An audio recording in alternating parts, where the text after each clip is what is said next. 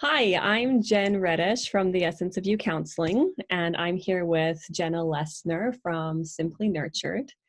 Jenna and I have been talking for roughly 3.5 years about collaborating on a workshop together. Yeah. And we're finally doing it, and I'm super excited. So Jenna and I are doing a workshop on empowering your body through mindful eating.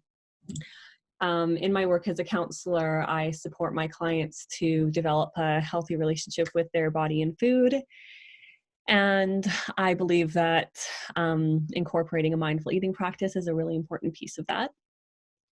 So Jenna and I seem to really align in our philosophies on how we support our clients on body image. So Jenna, can you tell me a little bit about how you do that in your nutrition practice with your clients? Yeah. So I'm a certified holistic nutritional consultant. I also call myself an emotional eating coach because I deal a lot with mostly women, but some men who struggle with emotional eating. So I take a couple different approaches to that. So one is like from a nutrition aspect of like how they're fueling their body and the impact that that has on their emotions. And the other aspect being for more of like a mindset coaching practice through my own experience and some of the mindset courses that I've taken. And then I found a lot of what in my practice was people not loving themselves. And so coaching them through different practices to create more love in their life, whether that be just showing gratitude for different parts of their body, instead of focusing so much on what it looks like, what does it do for you, right? So that's the one exercise I have a lot of my clients do is to like stand in front of a mirror and like tell each body part what you're grateful for what Yes. it does, because our bodies are pretty amazing, right? Like they do these like incredible things. And like I'm a nutritionist, so like I'm obsessed with the digestive tract, right? So I'm just like, the fact that we can take food and turn it into usable energy is like mind blowing, right? To me anyways, that's my me nerding out. But yeah, that's just a bit about what I do. Great. So when you are supporting your clients to overcome their body image issues, how do you support them with that on that nutritional level? Like, how do you support them at looking at what their food is to help them with their body image struggles? Mm-hmm. So if you think about like the last meal you ate, like, did you feel good after you ate it? Yeah. And going back to helping them find foods that make them feel really good in their body. Mm-hmm. So I know from my education that certain foods may cause some people more inflammation than others. So there's like the high food intolerance foods that I maybe play with sometimes and like take them out of a meal plan for someone, or add in more vegetables, or just play with it that way. And they start to get more awareness around their body by eating a certain way, if that makes sense. That totally makes sense. Yeah. And then they're like, well, I really want to try, say, like cheese and see how my body feels. And I was like, great, like, let's try it out. And I want you to take note of like how you felt after you ate the cheese, how you felt the next day, but not just digestive wise, but like, how was your energy? Mm-hmm. Did you feel good in your body? Were you lethargic? Did you sleep well? Like, what other issues? Like, because it impacts so many other things when we eat, right? All of the nutrients do. Yes. So what else is going on when you're eating that food? And I find that people have like these like mind-blowing things, and they're just like, wow, I didn't know that that's why I always felt like crap before. I just thought I always felt like crap, right? So it's just, it's fascinating to me that people can start to make those connections after even just a few weeks, actually. So first, when someone comes to me and like, I want to look good in the mirror, I always ask them why, like, what's the deeper reason behind that? Because I feel like that there's something more there. Just to look good in the mirror was never motivation for me to change. And I'm pretty sure that's why the whole diet industry exists, right? Because we're chasing that, like that external validation, I guess, if you would, instead of like something a little bit more of an emotional connection.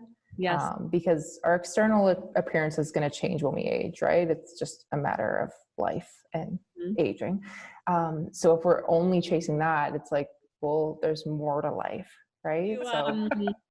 When you're supporting clients to look at, I love that you said that when a client comes to you and says, I just want to look good in the mirror, that the first question you ask them is, what's that about? Like, why do you want to look good in the mirror? And that is why I feel so excited about working with you on this workshop, is because that's exactly my approach with my clients as well, is looking at like, what else is going on? Yeah. And I just think that that's so important, because we can so easily get sucked into this belief that once we look good or in a certain way, or good according to somebody, that our other problems are going to disappear, or that finally we'll be happy with ourselves, or, oh, I'll finally feel confident once I look a certain way. But I always challenge my clients to check out and say, like, okay, so when you did get to whatever that number on the scale was, or on the days that you felt like, yeah, okay, I like what I'm looking back at me, I like what is looking back at me, was there an internal shift too?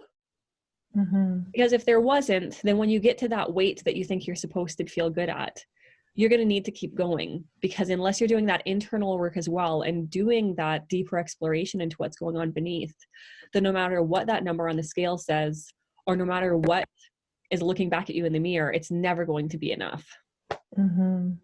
Going back to worthiness, right? Yes, exactly. Yeah. I think mindful eating is, it's like slowing down and being in the moment and actually enjoying your food. I think that so many times people either, I'm guilty too, like eating in the car, or like eating at your desk in the office, or you're always eating while you're doing something else, that you're not actually fully present while you're eating. And then it's like, well, did you enjoy that delicious meal that you made, or maybe someone else prepared for you? So just taking the time to appreciate that and slowing down, and it changes your relationship with food when you can give it that appreciation and attention. Right. Yeah. Yes, I love that. And also, if I can add on to that a little bit too, when you of course. slow down and start paying attention and incorporating some mindfulness to the process of eating, you will also inevitably start to build your awareness around your like hunger and full cues. So when you're actually paying attention and sitting down with your food, not being distracted by other things, you will have a better understanding of, like you said before, what actually feels good in your body and what doesn't. And also, like, when am I full? And I think a part of it is like what you touched on in our last conversation, is like getting in your body and connected with your body, right? Yeah. When we were talking about creating like a positive body image or a healthier body image, and I was saying how important it is to actually develop a relationship with your body. And I love that mindful eating can be like the stepping stone towards that, because you are going to be increasing your awareness of what feels good in your body and what your body needs. And be a little bit more deliberate and conscious of what taking care of yourself actually looks and feels like. Totally. Yeah. So for anybody listening right now, I'm just wondering, like, if people are thinking like, oh yeah, I can become more mindful about what I'm eating, I don't need to go to that workshop. What do you feel like are some of the benefits people will get from coming to our workshop on mindful eating? I think that they're going to get some like tangible tips on like how to actually do mindful eating in practice, and to identify different types of hunger, because there isn't just one type of hunger. So you'll learn those different types, what they look like in your daily life, and what to do when they show up. So if it is heart hunger, it's like, well, what does your heart really want, right? It's most likely not food most of the time, right? Exactly. Yeah, so that's what I love about incorporating mindful eating, which I often talk to my one-on-one clients with, is incorporating a mindful eating practice, is that you can start to differentiate between like, when are you eating when you're actually hungry versus when you're craving something different. And I think that's something that comes up a lot in my individual clients, is people are saying like, oh yeah, I eat all the time when I'm not hungry. Like, so what else is there then? Like, what other emotions are present? Or is there something else that you're dissatisfied with in your life that you're trying to find satisfaction through food? Yeah. But like, we all know that trying to satisfy emotional hunger or heart hunger or mind hunger or spiritual hunger through food is not going to satisfy those things, and is only going to create shame for you. Yeah. Which then you're going to have to try to get rid of that in another way as well. It's a cycle, as you were saying. Yes. Applying mindfulness to our body and our emotions and our food while we're eating can really deepen our awareness and help us to create a healthy relationship with our body image and food. I agree. Mm-hmm. Yeah. It's going to be a beautiful workshop. It is. I'm so excited.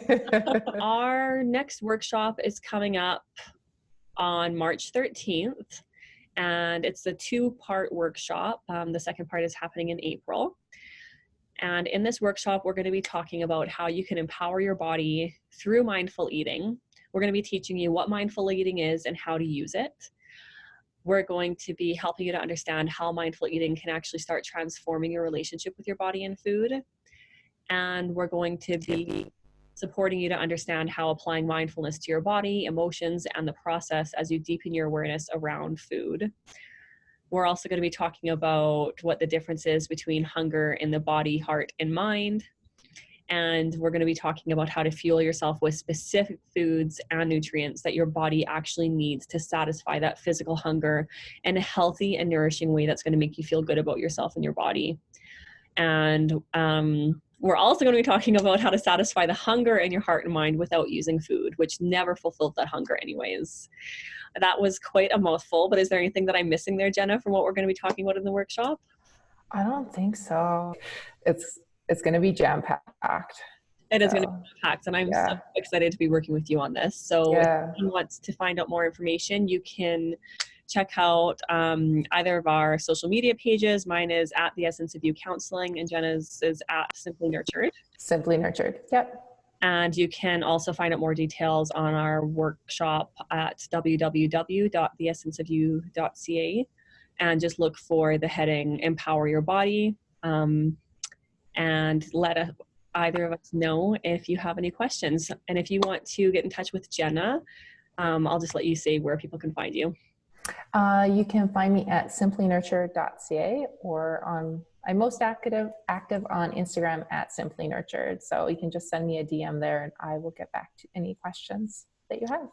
Awesome. Great. Thanks so much for joining me today, Jenna. And looking forward to seeing everyone at the workshop. Okay.